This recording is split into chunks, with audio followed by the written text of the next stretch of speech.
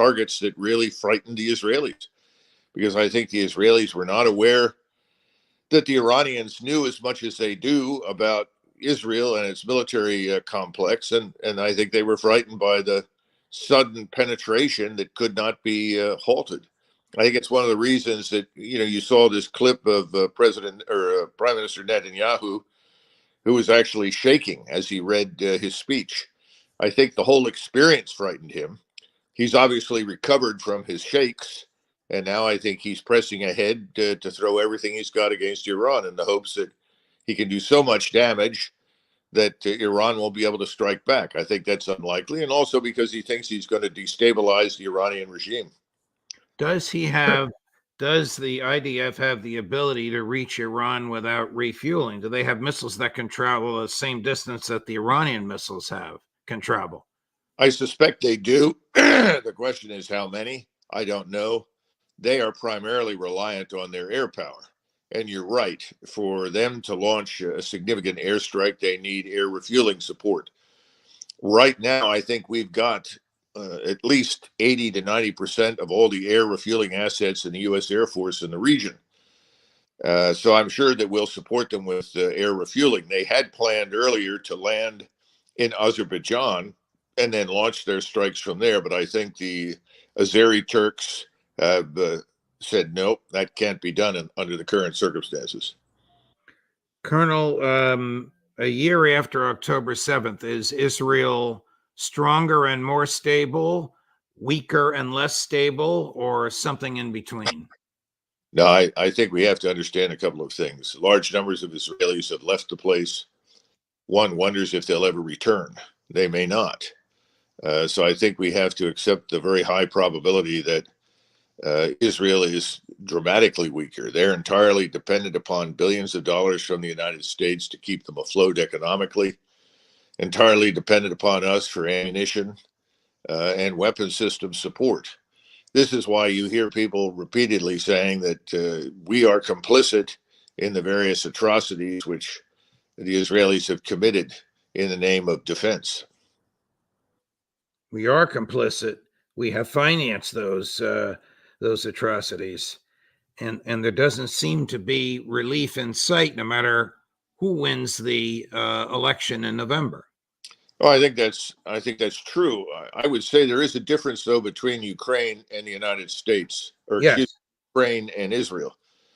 Ukraine really has been a stalking horse for the neocons in Washington, the fools that thought they could pulverize Russia into submission. And I think the CIA and MI6 are continuing to run the show in Kiev. I think we're going to see some more deep strikes. There have been lots of ISR flights from private or civilian aircraft who are contracted normally with JSOC in the United States, and they've been flying back and forth along the edge of Russia in order to gather data. I think we're going to see more of that. And so if anybody in Washington tells you, well, we've told the Ukrainians not to do this, well, they may say that publicly, but privately, the CIA and MI6 are in charge, and they have carte blanche to do pretty much whatever they want, short of a nuclear strike. Now, when you go to the Middle East, it's an entirely different set of circumstances. Mr. Netanyahu is very definitely in charge. We are not. And it's clear that we are not, because you've heard all of these pleas either leaked or stated publicly to the Israelis, asking them not to hit this or that target array. I don't think Mr. Netanyahu gives a damn what anybody tells him in Washington right now, because he controls everything. He controls the Hill. That's vital. So nobody from the Senate or the House is going to stand up and restrain him from doing anything. And he's got control, for all intents and purposes, of most of the U.S. armed forces. Now, there may be some out there who think that we will only engage if Israel is the subject of attack.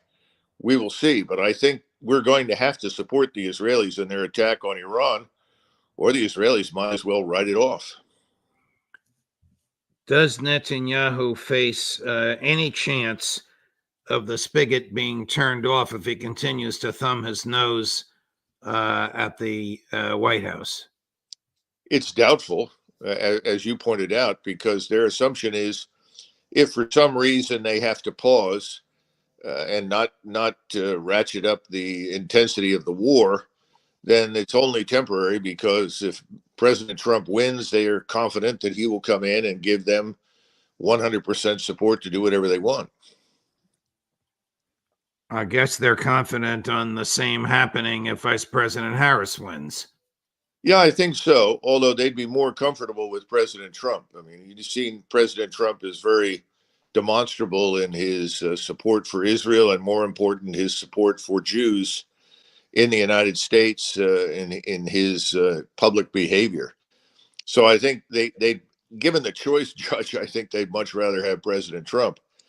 But you're right. Even if President Harris is reelected, the pressure inside her administration and from their donors, some of whom are the same or at least overlap, they'll continue this. There's no question about it. The only way out of this, and this is very important, the only way out of this is for the people in the region to fight back. And let's be frank, to date, there hasn't been much in the category of fight back. In other words, most of the Arab states have sat there and taken the insults and the bombings. I don't think that's going to go on much longer. But this is my point on the Little Bighorn moment. All of the tribes eventually gathered for that large battle, but it took a long time for those various tribes to put aside their differences and show up. And if Custer hadn't been looking for them, he might have not have found them at all. So the Israelis have turned this revenge campaign for what happened on the 7th of October, even though, as we've discussed in the past, I have serious doubts about 7th October happening without Israeli collusion. And it's a tragedy, but I really think the evidence is mounting that supports that contention. But whatever they started out to do, at least in theory, is irrelevant now. This has become truly a kill or be killed war, a war of annihilation waged against the House of Islam. And the House of Islam is going to have to come to terms with that and decide whether or not it plans to survive. I think they're getting closer and closer to the kind of unity that will spell the end of Israel. But I think the time when everyone was willing to sit by and watch it happen and do nothing is over. Tell me about Prime Minister Netanyahu. Is he a reliable person? Is he an honest person? Does he have his own interests ahead of his country, or his country's interest ahead of him? I realize this is a multiple question. Forgive me. You attack it however you see fit, Colonel. This is like you're back at West Point. I'm sorry. We didn't get very multiple choice questions in the old days. You ought my point is, does he know the damage that he's doing to Israel? Ambassador Freeman says Israel has become its own worst enemy. Well, of course, I agree with him, but that's because of Netanyahu and his supporters. If you are Netanyahu, you have promised the population that is electing you that you are going to, quote unquote, annihilate all of their enemies. In other words, the proposition is Israel will only be safe when it is devoid of any Muslim Arabs or Arabs, period. That's the first thing. And its external enemies, principally at this point in time, Hezbollah and ultimately Iran, are destroyed. That has to be understood. That's the way they see it. So they talk about a five-front war. You have the various militias in Iraq and Syria. You have the Houthi militias. You have the problems inside Gaza and the West Bank. You have Hezbollah. So you're engaged in a multi-front war that is a win or be destroyed outcome. It's very similar to, frankly speaking, in Hitler in the last part of the Second World War. There were many opportunities, even within the first couple of months of invading the Soviet Union, for him to accept several possible deals that at least would have suspended fighting for some period of time. He rejected everything. And I think we have Netanyahu, who has fundamentally rejected any negotiation, any compromise of any kind, on the grounds that he has control of us. I think that's the key variable. Everybody says it, but I don't think they understand how important it is. He's got control of us. Our armed forces are with him. He has a limitless supply of munitions and weapons and rockets. He's got U.S. forces already integrated with his to conduct the intelligence, surveillance, reconnaissance operations, the overhead surveillance. We are cooperating with him at sea. There, he thinks he's in the driver's seat. He's convinced himself that he can win. However, I think he's also taken the position, Judge, that if he can't win, he'll go down fighting. So this is kind of the same thing in April 45 in Berlin. Either we win or we all die.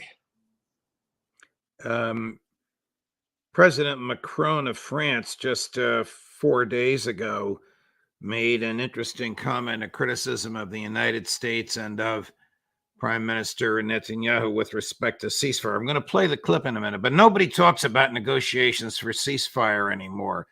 Does that mean that people like Amos Hochstein and Macgregor, I forgot his first name, forgive me, and Bill Burns, the head of the CIA, have recognized that they were duped into believing that Netanyahu would seriously negotiate for a ceasefire, or they've been outed as being complicit in Netanyahu's never being serious about negotiating for a ceasefire? If you could address that before I run President Macron. I think complicit is the right answer. Most of these people, if you go back to Ambassador Jeffries, who was operating in the Levant, in Syria, Lebanon, and so forth, he actively subverted any attempt by President Trump to withdraw forces from the region. I think all of these people are complicit. They are part of the conspiracy to drag us into war in the Middle East. Here is President Macron. Chris, cut number one. I regret that Prime Minister Netanyahu made a difficult choice and took on this responsibility, in particular for ground operations on Lebanese soil. And so, yes, if we call for a ceasefire, the consistent thing to do is not to supply weapons of war. And I don't think that those who are supplying them can call for a ceasefire every day and continue to supply them. An interesting backhand at Joe Biden. You can't call for a ceasefire at the same time you're paying for the opposite. Yeah, of course. Well, the same thing is also true in Ukraine. So there's no evidence for any fundamental course change coming anytime soon. We're going to be bystanders at the destruction, I think, of Israel and the final annihilation of this regime in Kiev. Colonel, I want to play for you a question that was put to Matt Miller, the spokesperson for the State Department. It's a long question. It's about a minute and a half long. But the young reporter who posed it, in my view, offered a brilliant summary of the duplicity and failure to accept responsibility of the current State Department. Cut number 7. So Israel is still poised to strike Iran. And in July, Blinken said that Iran was 1 to 2 weeks away from developing a nuclear weapon. So I guess for all we know, they might have one by now. And meanwhile, in Ukraine, they've struck deep within Russian territory several times, as deep as 300 miles from the border.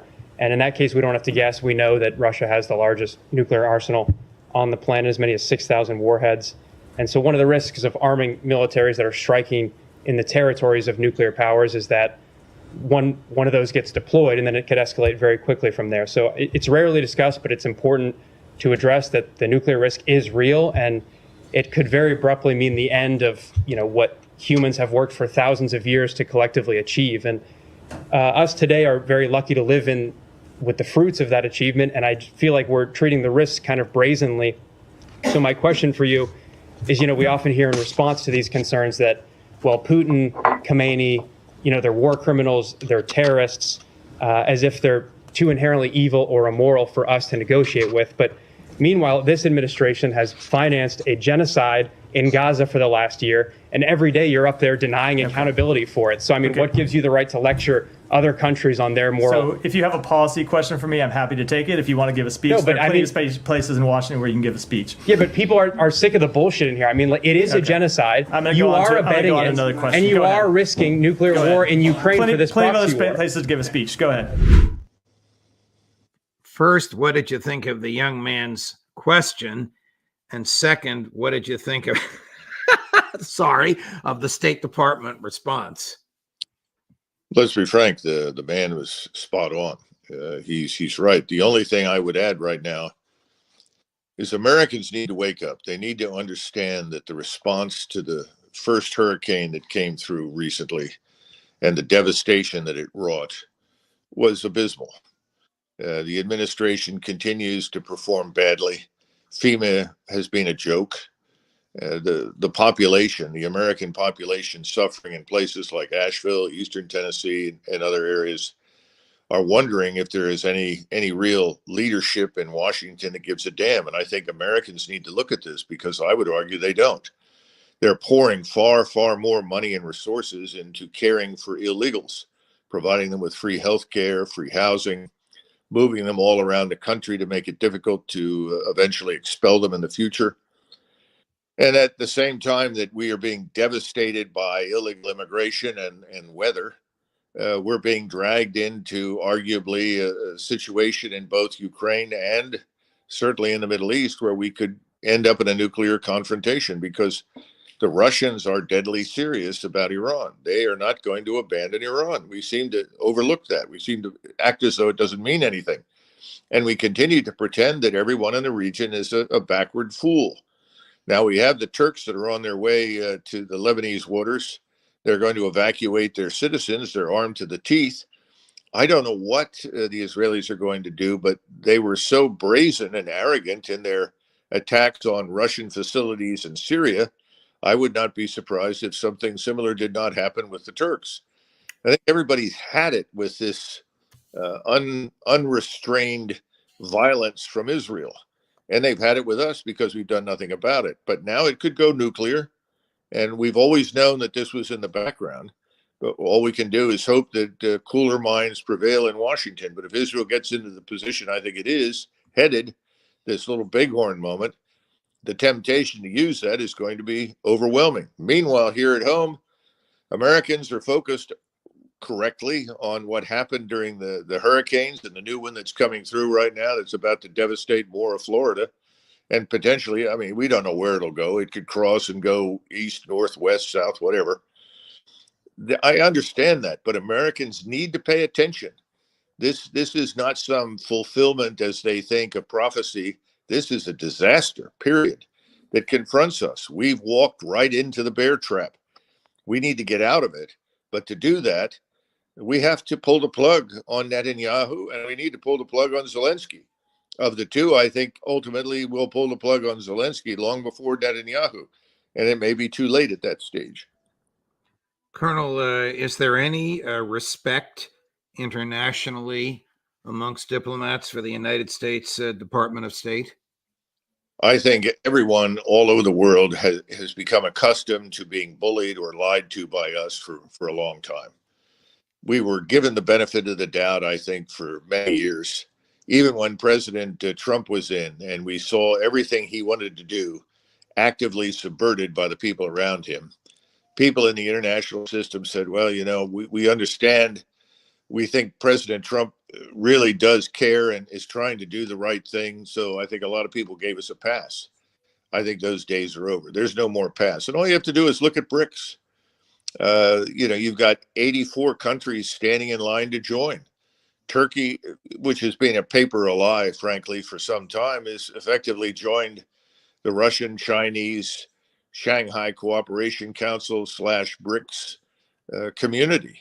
And it's growing fast. And pretty soon, you know, the Anglosphere with some of the West European states, they'll be the only ones that are not members of it and part of it. And now I'm hearing stupid things, you know, from the Trump camp about we'll punish anybody who refuses to use the dollar.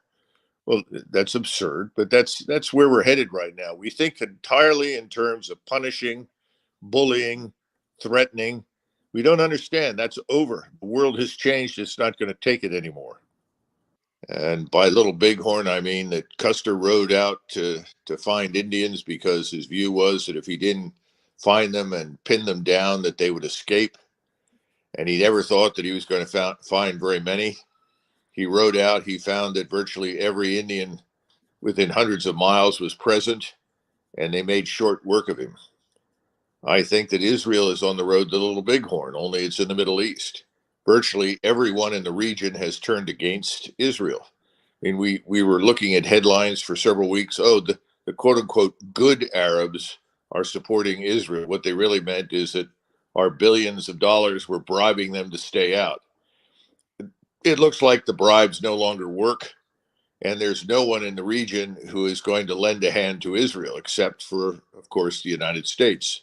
And we're not even resident there, which means that anything we do has to be done over a very great distance. So I think the point now is that Israel is not only a pariah state, it's now, with the exception of the United States, largely alone in this war of Israel against all.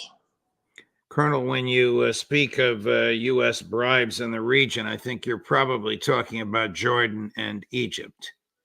No, I'm talking about several others beyond Jordan and Egypt. We send billions of dollars to many of the countries in the region.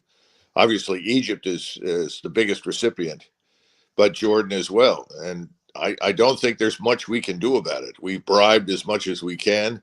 It's now become a matter of, I think, survival and also a sense of self-worth.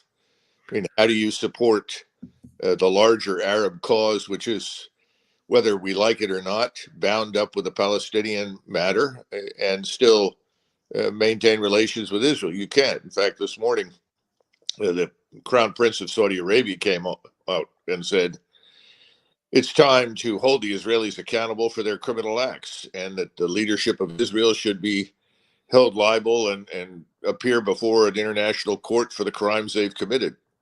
I don't think we've ever heard anything like that from the Saudis. This was the same Crown Prince who was within inches, if you'll accept that analogy, of normalizing relationships with Israel prior to October 7th and what the Israelis did in response, right? Yeah, precisely. If this is the little bighorn moment, and if Prime Minister Netanyahu and the IDF are George Armstrong Custer and his cavalry, who are the Indians? I think everybody in the region. That's the point. Iranians, Arabs, Turks. And the reason I say Turks is the Turks have increasingly prepared themselves for the very high probability that they will confront Israeli forces. And they've sent 2 ships to evacuate their citizens from Lebanon. Those ships are prepared for the worst case scenario. There are aircraft on the ground in Turkey ready to launch in the event that those ships are brought under attack, which is not by any means a remote possibility. So I think you've got everyone that's essentially in the region that's against Israel. Some will be direct participants and some will not. And I think everyone is waiting for what they now think is inevitable, which is a massive response by the Israelis against Iran. I think that Mr. Netanyahu will throw everything he's got except the kitchen sink at Iran. And will the United States join him? Because Iran is going to be confronted by the most sophisticated Russian air defense system, is it not? Well, it's a very sophisticated system, and they have hastily assembled it. When I say hasty, this is something that has not been thoroughly tested on the ground in Iran. There are Iranians working with the Russians. So we'll see how it works in terms of defending Iran. I suspect it'll turn in a reasonably good performance. But there's a lot more going on in Iran besides air and missile defense. There's been the arrival of large numbers of very lethal weaponry from Russia itself, including large numbers of hypersonic missiles of various ranges, both medium-range ballistic missiles and short-range ballistic missiles. There aren't any theater ballistic missiles in Iran, at least as far as we can tell, and they don't need those to reach Israel. A medium-range ballistic missile is more than enough to travel the 1,100 plus miles to reach Israel. Are these the ones that cannot be intercepted, hypersonic? I'm sorry, could you say again? Sure. Are these the projectiles that cannot be intercepted, hypersonic? Yeah, absolutely. These are coming in at anywhere from 4,500 to 6,000 miles per hour. We don't have the capacity to stop them. This is the problem with the air defense issue. Always, ICBMs have always been hypersonic, which means that defending yourself against an intercontinental ballistic missile and the multiple warheads it delivers is virtually impossible. The Russians have always said that. They can't shoot them down, neither can we, and that's why we had an ABM treaty, which, of course, as you know, we've walked away from. So now we're faced with something on a much lower scale. In other words, it's not theater, or excuse me, it's not intercontinental, but it's theater range. And we can't stop it. The Israelis can't stop it. And, you know, an awful lot of lying has been going on about just how effective air defenses have been in Israel. We know that they've taken a beating, and that in the last strike of 180 missiles, most critical missiles that were hypersonic, those absolutely got through, and they struck